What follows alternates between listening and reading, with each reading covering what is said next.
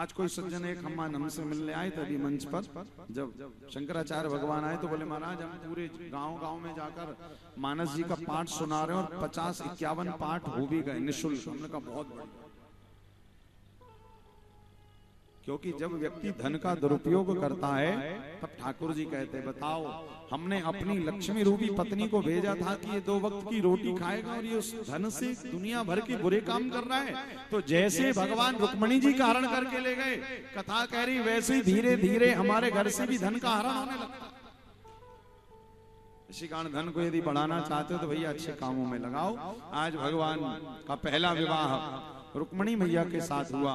भागवत में वर्णन आता है, सुखदेव गुरुदेव कहते हैं राजन ठाकुर जी एक सत्राजित नाम के राजा थे। सत्राजित राजा के यहाँ पर ठाकुर जी मणि मांगने गए। मणि का स्वभाव था कि प्रतिदिन वो मणि 40 किलो सोना पैदा कर दे।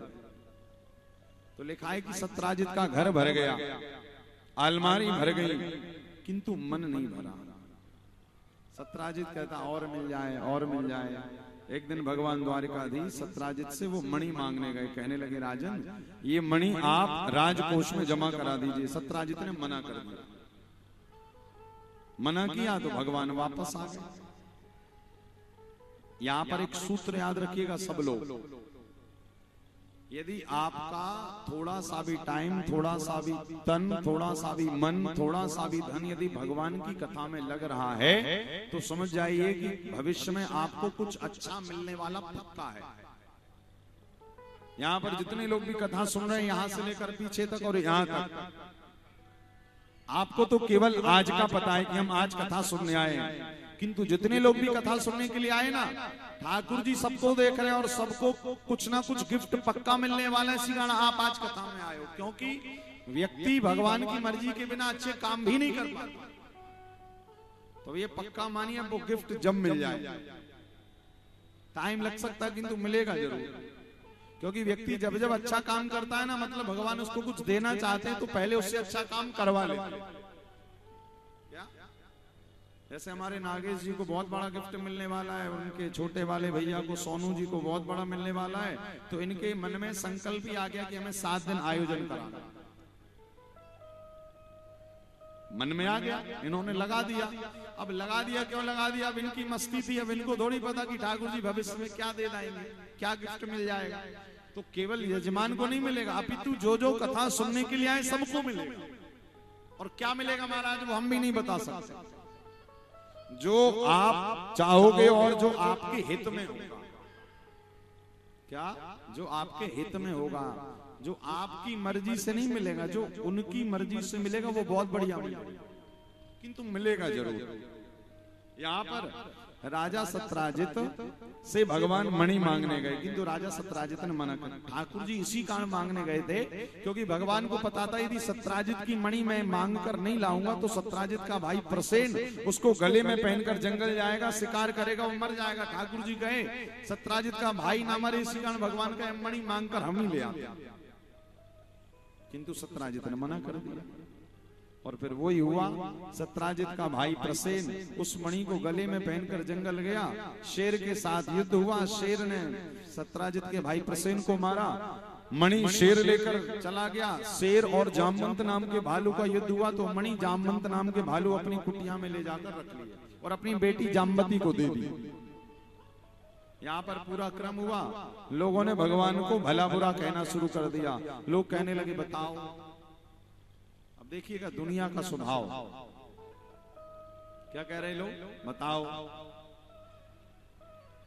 द्वारिकाधीश कहलाने वाले, द्वारिका के राजा कहलाने वाले, और सत्राजित ने मणि देने से मना किया तो सत्राजित के भाई प्रसेन को मरवा कर और कन्हैया मणि खुद ले गए। याद रखिएगा भैया, इसी का नाम है दुनिया, जहां पर 2 तरह के लोगों का स्वभाव रहता है। कथा में भी बहुत सारे लोग आए ना, अब कई तो आज पहली बार आए हैं। संसारियों का स्वभाव ऐसा रहता है कि यदि आप अच्छा करो बुरा करो तो लोग कहते हैं, आजकल तो अच्छा भी करो तो लोग ज्यादा कहते हैं, पता है आपको। आजकल बुरा करो तो ज्यादा कोई अंकुश नहीं लगाता, अच्छा करो तो लोग कहते हैं भैया आप सोच लो। अब जैसे कई लोग रोज कथा सुनने आ रहे हैं, कई माताएं बड़ी दूर दूर से आ रही हैं, तो कभी कभी घर वाले क्या कहते हैं माताओं से या भाइयों से कि आजकल ज्यादा ही कथा सुनी जा रही है, क्या बात, कहीं बाबा जी तो नहीं बन जाओ। और कथा सुनने ना हो तो लोग कहेंगे क्या बात है, बताओ उमापुर में इतने पास में कथा चल रही है, नहीं कि एक आध दिन जाकर कथा सुना है। अब कोई एक आध दिन गलती से आ गया तो फिर अगले दिन उसका मन घर पे लगता नहीं, वो कहता अब आज गए तो अब तो 6 दिन और जाएंगे। अब जब लगातार आना शुरू कर दे तो लोग कहते बताओ भैया आजकल ज्यादा ही कथा सुनी जा रही, सब काम धाम छोड़कर कथा में ही लगे। तो ये लोगों की विडंबना है, किंतु शास्त्र कह रहे हैं अच्छा काम करने का संकल्प यदि लो, और यदि कोई कुछ कह भी रहा है तो आप उस पर ध्यान मत दो, क्योंकि अभी से नहीं चला रहा है, ये सतयुग से चला आ रहा है। प्रहलाद को सगे पिता ने भी ठीक से भजन नहीं करने दिया, ध्रुव जी को भी ध्रुव के पिता उत्तानपाद गांव दान दे देकर, राज्य दान दे देकर लोभ जागृत कर रहे थे कि तुम आ जाओ भजन करने मत जाओ। ध्रुव ने कहा नहीं, सतयुग द्वापर की छोड़िए भैया, मीराबाई कलयुग की हैं। मीराबाई जब हाथ में एक तारा लेकर पैरों में घुंघरू बांधकर निकली तो लोगों ने मीरा को ना कहने वाले शब्द भी कहे, किंतु मीरा रुकी नहीं। मीरा ने कहा नहीं कि मीरा की जब पीर मिटेगी, कब, जब वैद्य सवरियो हो, एरी में तो दर्द दीवानी, मेरो दर्द न जाने को, एरी में तो दर्द दीवानी, मेरो दर्द न जाने को।